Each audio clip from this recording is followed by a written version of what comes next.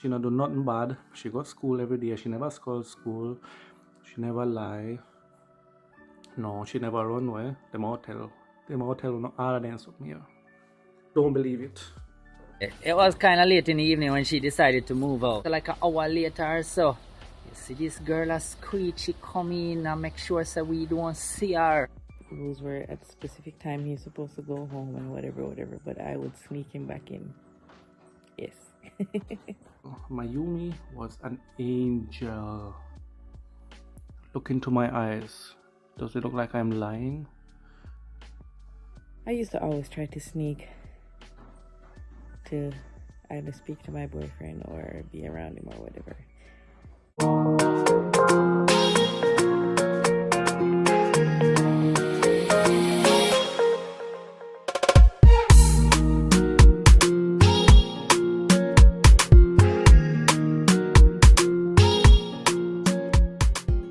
Hey my lovelies, it's your girl Mel. Welcome back to my channel. We are here with mommy, so I already know say it's another story time with mommy. Story time with mommy, story time with mommy. In today's episode, you won't only get to see mommy's lovely face, you will also be seeing my other siblings. So, you know, look out for that. But let's start off with mommy, okay? Mommy, go ahead. Disclaimer. The stories that I'm going to tell in this series are my experience, my truth, and my point of view over the past 38 years that I have been in Jamaica. And it's in no way intended to slander any person, the culture of Jamaica, or the island as a whole. Hello, Mel's lovelies. Right now, last time we were in the year 2000, and now we are at the end of 2000. Mayumi was right in the midst of her puberty, 14 to 15. I got some bad news from Jamaica constantly, you know. First of all, Mayumi was getting overboard. She was how you call Schule schwänzen? She was skipping school. She was doing this, she was getting wild, and I was like, oh my god, and I'm 7,000 kilometers away. What am I supposed to do? So I guess what you will get this time as well is the other side of the world's story. What happened in Jamaica while Melody and I were in Germany. My sons will come and tell you about their side of the story. And I think Mayumi as well. And oh, Mayumi as well? Okay, great. Wonderful. Yeah. So yeah, we will get into the parts where my siblings are telling their stories. So like, get into that. Oh, hi. Hi guys, I didn't see that you were there. Okay, let me put down the book. What's up? What's up? Alright, before we continue, like, subscribe if you haven't, watch the ads them, you don't know. Peace! Alright, what we had to know. Alright, then says another story time. Let me take off my glasses. Then says another story time. So they might talk about Mayumi, I think, yeah, and her teenage years of them all talk about, you know, puberty stage and stuff like that. But I am here to tell you the truth, the whole truth, and nothing but the truth. Mayumi, remember to send the money to PayPal. As I was saying now, yeah. She was an angel. Mayumi was an angel. Look into my eyes. Does it look like I'm lying? Just look into my eyes. I'm not lying. See? Not lie. Alright, that's me there now. She was an angel. She not do nothing bad. She go to school every day. She never scold school.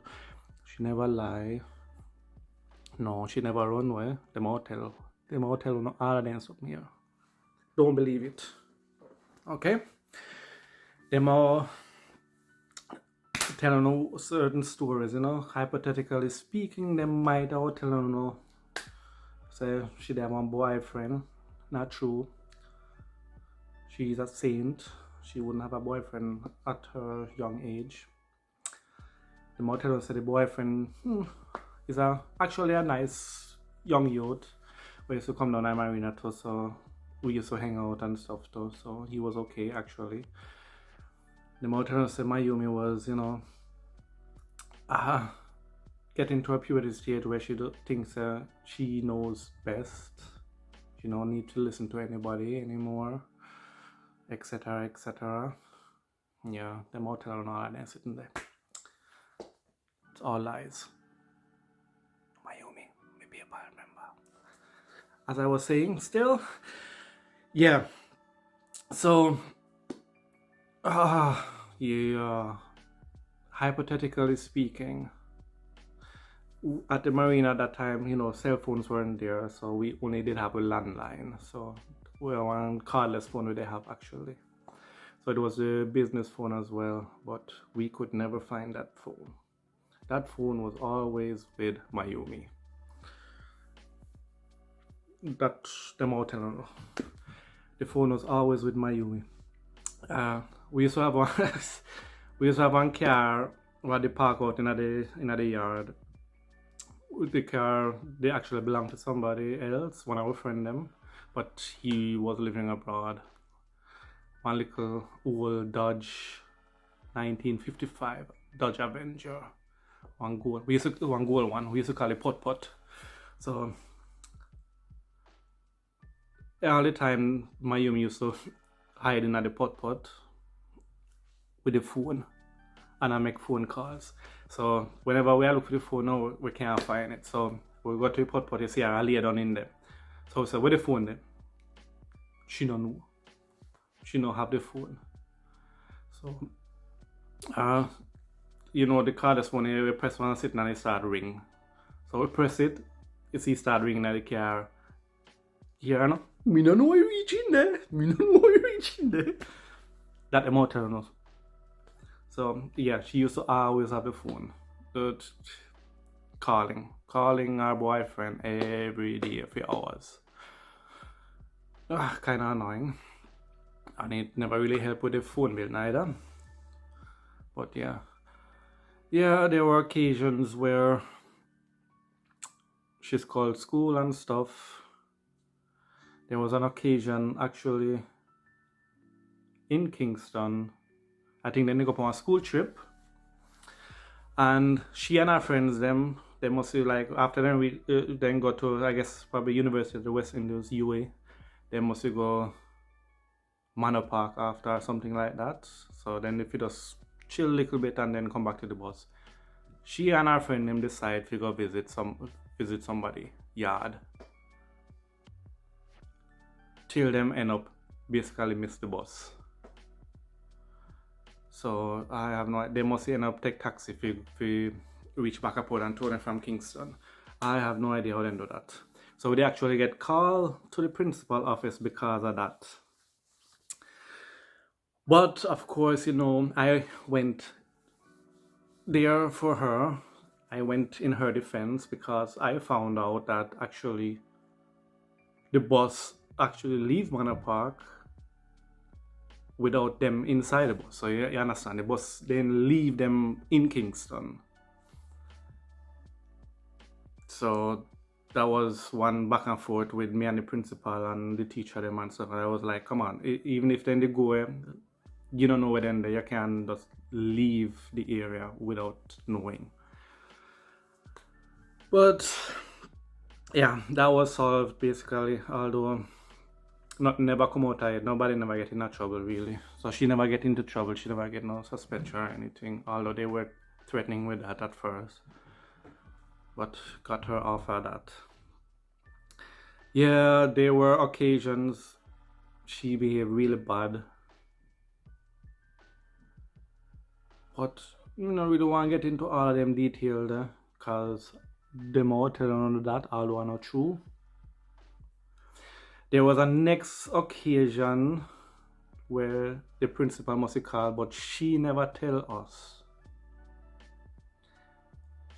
That time Sabina and Sabina Melody were in Germany. So basically it was just me, Yasha, and her there at the marina taking care of the place while she was going to school. So yes, there was an occasion where the principal must have some meeting. I don't know exactly what happened, if she just called school or called school on several occasions, who knows.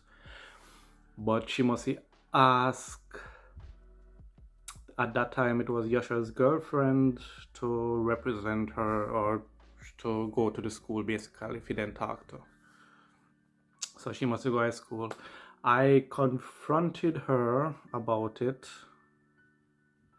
and to be honest, I was a bit rough with her, but she was mom. She didn't want to say anything at all. She was what made it kind of rough her up, and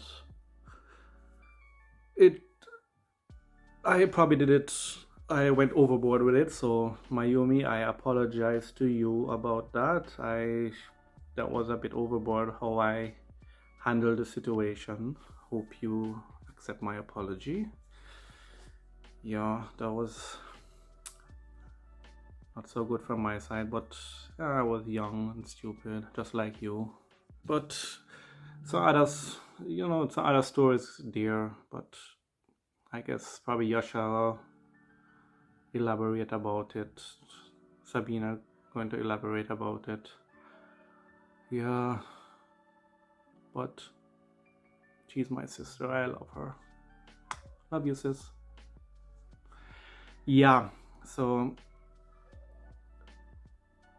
as I said, don't really want to go dwell into all of that too much. Just giving a little insight of what them out know, what is not true. As I said, she's a little angel. She's always been good. Love you, sissy. Peace. I'm gonna say goodbye now. Remember, like it up. Big up to all our people. Yes, sorry that I can't stay up so late for watch, if you go up on the premiere them after 12, between 12 and 2 o'clock at night over here. If you stay up, yes, but maybe eventually Melody can do an earlier live where I could join. Alright, but anyway, peace, respect, one love, and I'm out. Bye. Hi Melody subscribers, Melody's lovelies. It's a beautiful day here in Florida. It's raining a lot. I'm here at work. I show you how dedicated we are for you subscribers, right? Even at work, we end up making video phone. Anyways, I guess they want us to talk about, some stories about Mayumi in the time when my mom was in Germany.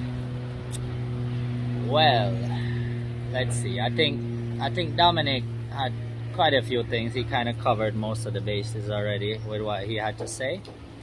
But there are a couple things that I can remember. Alright, for example, Mayumi was kind of a late bloomer, so her cycle started, guess when? Exactly the time when Mommy was in Germany. And that was her first cycle. So, me being a big brother, she had to come to me and, let me know what's going on and thing. And I'm like, oh my God, alright. Yeah, I guess we're gonna have to go and get her, the sanitary stuff that she needs. Luckily she knew all about that already. She got her education from Mommy and other people before that. So anyway, the good big brother that I am and my brother is, we go out and get our things them, and she didn't know if to sort out all of that. But the problem was that at that point is like the first time she get her cycle, it was like a switch change in her head from that sweet angel girl to this new demon girl, demon Mayumi. Yes, from that moment on, it was sculling school, telling lies, you know, practically misbehaving, doing stuff she's not supposed to do, and all that. Yeah, for example, you know, we had that phone. She used to hide away with the phone and make phone calls and stuff like that when, you know, we needed the phone for the business.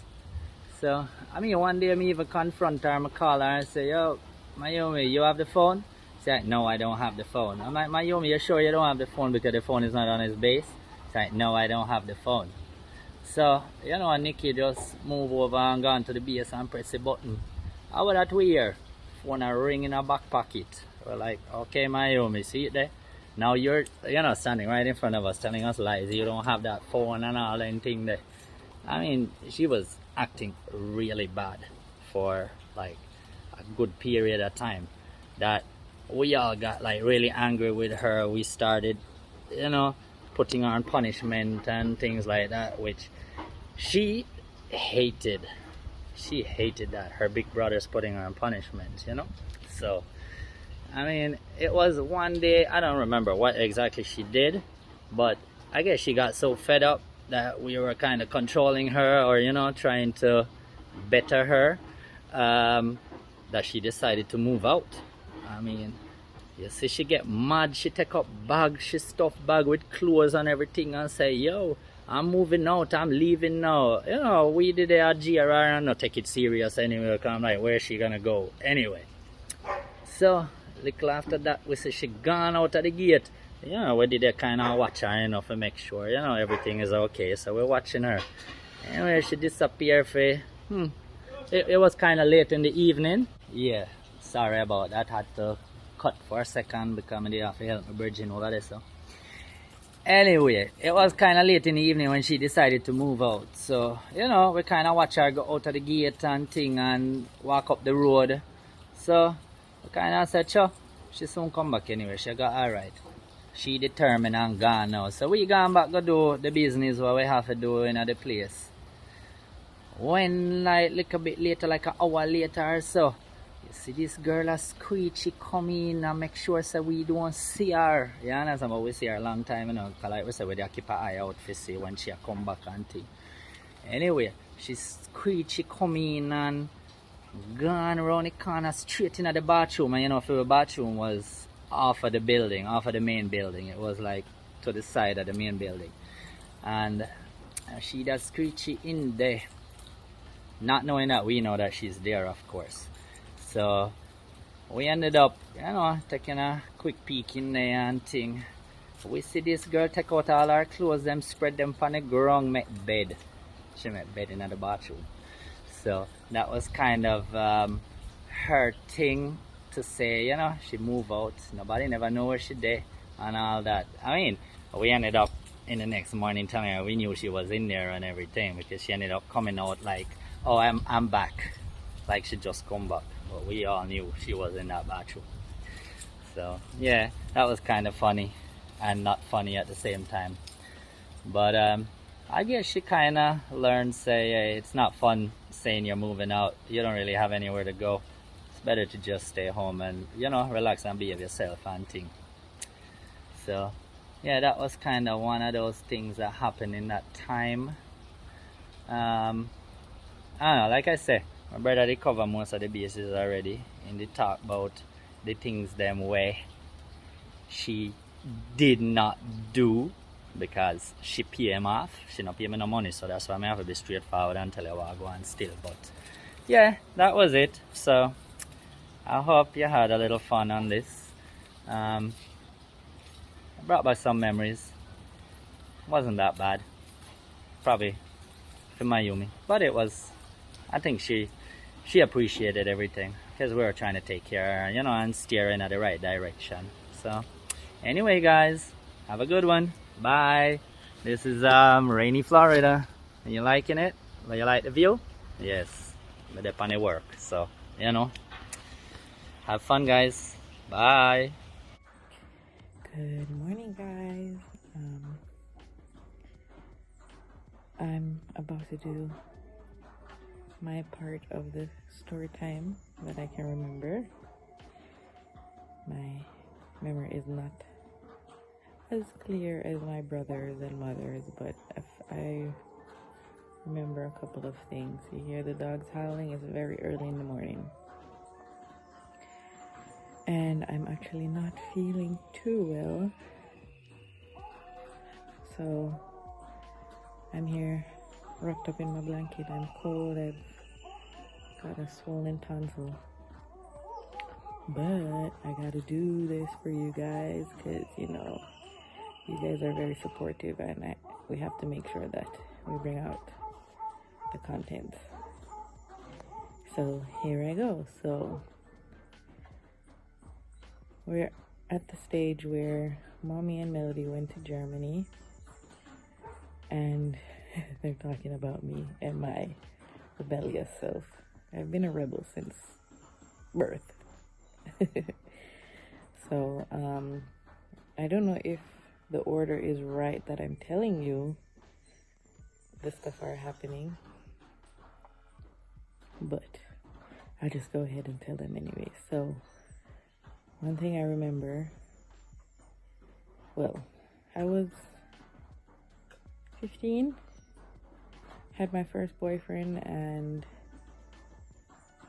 you know, first love, you want to be with them constantly, you're like addicted to them and whatever.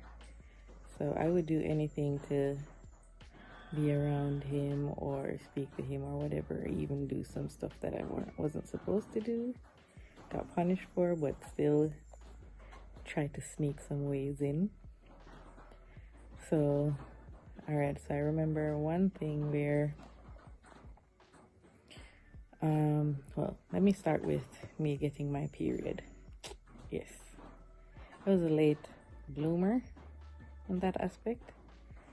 I was 14, so before I turned 15, I was 14. And one morning I wake up and go to the bathroom and I see blood. So Mommy's not here.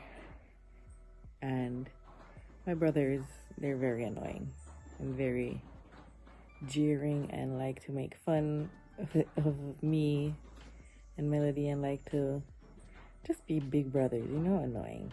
So yeah, so I got it, went to my brother. It was early in the morning, I think something after 7, and I woke up my brother and I was like, hey, I got my period. And Yesha's typical reaction was like, Jesus Christ, now how much money that though? I'm like, I don't know. But his reaction was like, to me, might have been different in his eyes, but his reaction to me was, you know, typical annoyed Yasha. And Mayumi is not supposed to have these normal things happening to her, you know.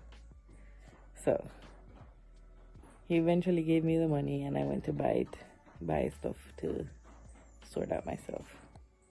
So that's one thing. Another thing is, I used to always try to sneak to either speak to my boyfriend or be around him or whatever. And my mother set rules, and rules were at a specific time he's supposed to go home and whatever, but I would sneak him back in. Yes. So I remember one of the times that I couldn't sneak him back in, and I was under punishment for doing something. I don't remember what.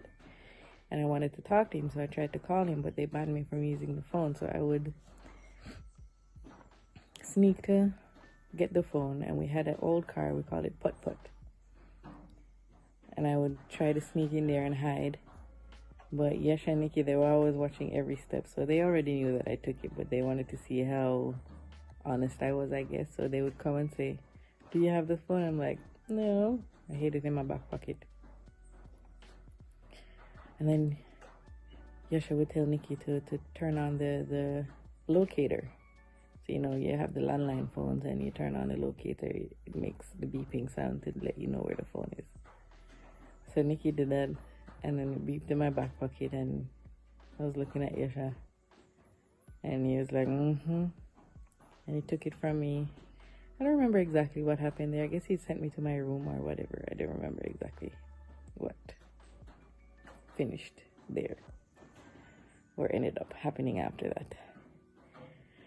And then there's another story I remember where it's a bit hazy, because apparently it happened a couple of times, but I see it all in one, where I ran away, packed my stuff, and said I was running away. I didn't want to be there anymore. So packed my stuff and I went out on the street, and I think I had a backpack or something. So I went out on the street and then I snuck back in. We had a long yard for the marina, so there was a mango tree at the front. So I snuck back in and stayed under the mango tree, and then when it got to a certain time in the night, I snuck myself into the bathroom and spread out some clothes on the ground and went to sleep. I was stubborn. I was stubborn, trust me. And then I would wake up early, brush my teeth, wash my face, and do whatever I needed to do and go back out to make it seem like I wasn't there. Of course, Yasha and Nikki already knew everything that was happening, because apparently they even saw me sleeping in there once I was already sleeping. But yes, that experience was not nice, because it's one thing to sleep on the ground, but to sleep on the ground of a bathroom is But stubborn old me was trying to prove a point and just did it. So I don't remember much anymore after that. I don't know. So that's it. So I hope you guys enjoyed listening to my version of the story. Sorry that I'm not feeling so well, but I had to do what I had to do, right?